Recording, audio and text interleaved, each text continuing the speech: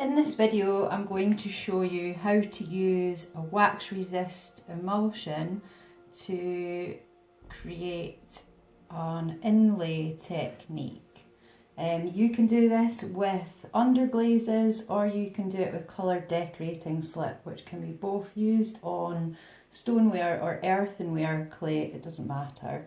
So you can see I'm going to be using these velvet underglazes. And these are great because they are lead free and they stay quite true to the colour that you see when you paint them on. They can also be mixed, so you don't have to use the prescribed colours from the tub, but just for demonstrational purposes, that's what I'm going to do. So I've got a nice soft brush and I'm going to roughly paint out on the clay just some patterns, like some squares and triangles, and you can adjust the consistency of these colours, so you can have them like watercolours or you can have them as solid block colours. You can apply them with a brush or a sponge. And they just wash with water for cleaning your brushes. So make sure that you have mixed up the colours. You might want to shake the tub a bit before you use the colours. I think I'm going to layer up those green bits a little bit more. But what I want to do just now is just paint out just rough shapes, and then I'm going to use the inlay technique to outline these shapes and make them a bit clearer.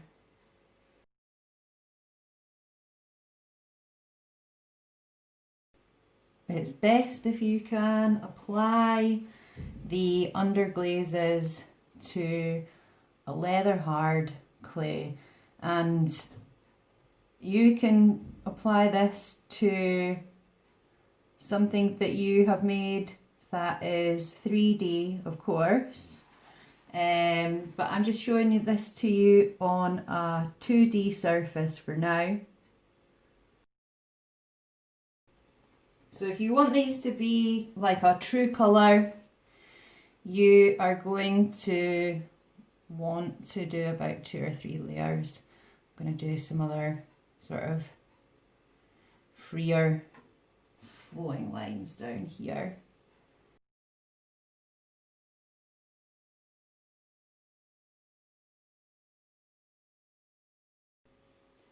I'm going to use heat gun now to dry this off a bit so I can start to layer up more colours. Just make sure that when you're using the heat gun you don't touch this metal part at the top here because it's going to get really hot. Remember, if you're using a heat gun, to use it all over your piece. Don't concentrate just in one area of the piece, or this will cause the clay to crack, as it will be drying inconsistently. Over your whole make, you want to keep that drying of the piece completely consistent throughout. So I'm just using this heat gun. Of course you can go off and allow your piece to dry naturally and come back to it if you have time. But if you want to speed things up a little bit, you can use the heat gun. You can see now that the sheen has gone from the underglaze that I painted on.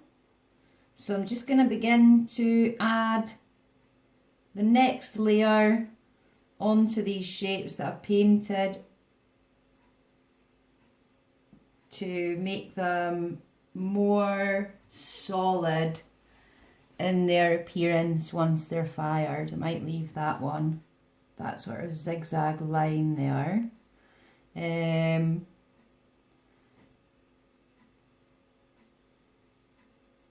so that it can be a bit more transparent, translucent. Once the piece is fired. Okay, so I've got my shapes to the solidity that I want them to be. I've layered up as much underglaze on there as I want. So now I'm going to paint the whole thing with some wax resist emulsion, okay? So wax resist emulsion is basically just like paint on liquid masking tape. So this will burn away when the piece is fired in the kiln, and you won't see it. So you can use it to mask areas if you want to. You can use it in lots and lots of different ways.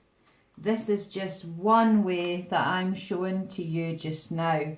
So I'm painting over my whole design. Not too much that I won't be able to see it.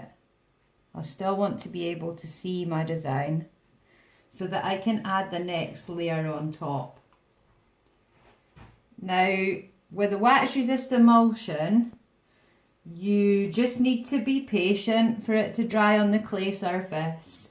As it's wax, you can't use the heat gun as it will melt it off.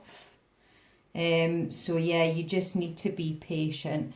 With the brushes to clean them, you can again just use some water. You don't need anything special to get the wax out of the brushes, as it is water based. You can see on here that it's water based, okay? So now you can see that the wax resist emulsion has dried on the piece. I'm just going to test it by touching it, and it's not coming off at all on my finger, so I know that that's ready to go for the next stage. So what I'm going to do is use this wooden modelling tool. You can use a knife or anything else that you want, but I'm going to use this to now cut through the wax resist emulsion into the surface of the clay, and that's going to make my areas for the black lines that I want to add. So I'm going to do now more a bit kind of precisely than the shapes that I painted on in the beginning, to add some outlines to them and some definition. Just make sure that you're going right through the wax resist emulsion into the surface of the clay.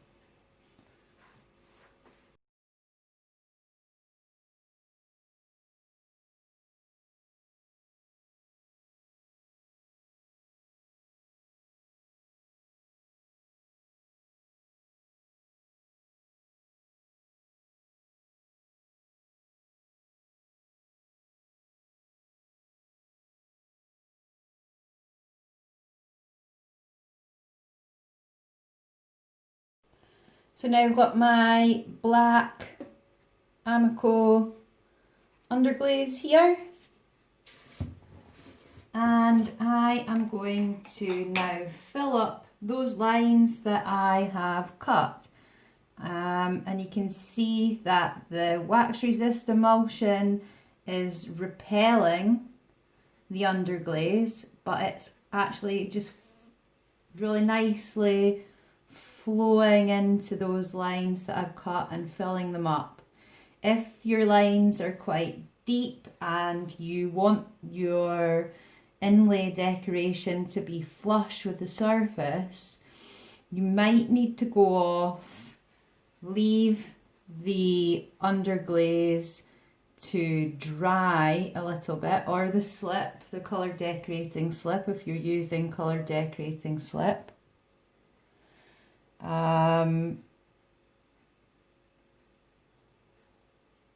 And yeah, fill up those lines.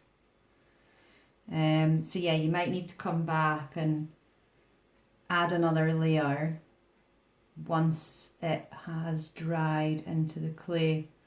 But just make sure that you are filling up all of those lines. Okay, so now I've got a dryish damp sponge. I've finished filling up the black lines, and I am just going to really gently wipe over the surface to clean the black away from the rest of the piece. Okay, so it's a bit like, I don't know if you've ever done any etching, printmaking, but it's a bit like cleaning an etching plate. You don't want to take the underglaze out of the lines that you've cut and you put it into, but you want to clean it from the surface. So I am always turning my sponge around to get a new clean bit of the sponge to keep cleaning those bits away. You can see now that I've cleaned all the black from the surface, and it's just now in the lines that I cut with the tool. So as I said before, when I put this into the kiln, all of this wax resist here that you see, that will burn away, and you'll be left with that surface design. So just as a final thing, I've got one of my pots here to show you as an example. I've used lots of different techniques before the first firing to add surface design, but what I really want you to focus on are the blue lines, which are using the inlay technique that I've shown to you. This is it after its final firing. So I just want you guys to think about the inlay technique and consider whether that is something that might be useful for you to use, and hopefully you'll be able to know how to do it from watching this video.